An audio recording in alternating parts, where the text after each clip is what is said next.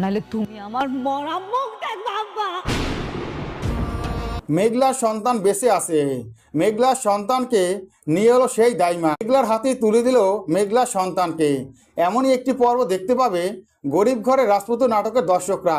গরিব ঘরের রাজপুত্র নাটকটি যতই দিন যাচ্ছে ততই দর্শকদের প্রিয় হয়ে উঠছে।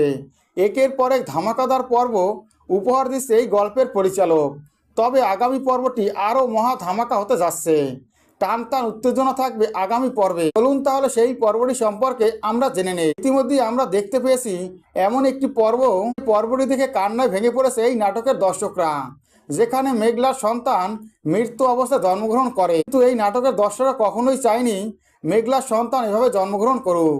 তারা সবসময় চাইতো মেঘলা মা হোক আর মেঘলার সন্তানকে বড় করে তুলুক অনেক।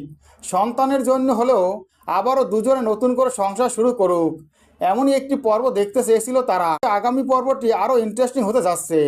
মহা ধামাকা থাকবে আগামী পর্বে। অনিক যখন তার সন্তানকে মৃত্যু অবস্থা দেখে নিজ হাতে দাফনের কাজ সারে অনিক নিজের সন্তানকে দাফন দিয়ে কান্নায় ভেঙে পড়ে।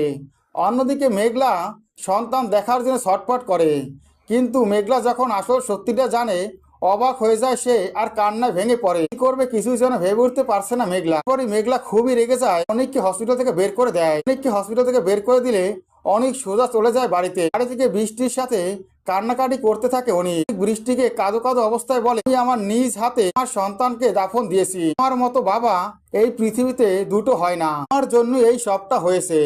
আমার সন্তান কি আমাকে কোনোদিনও ক্ষমা করবে?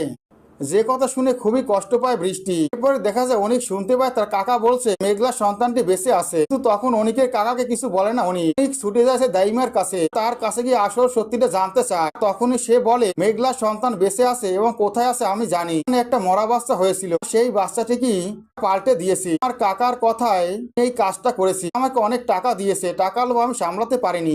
চলো আমি তোমাকে নিয়ে সেখানে যাচ্ছি। এরপরই ওখানে চলে যায় দাইমা আর মেঘলার সন্তানকে নিয়ে আসে মেঘলার হাতে তুলে দেয়।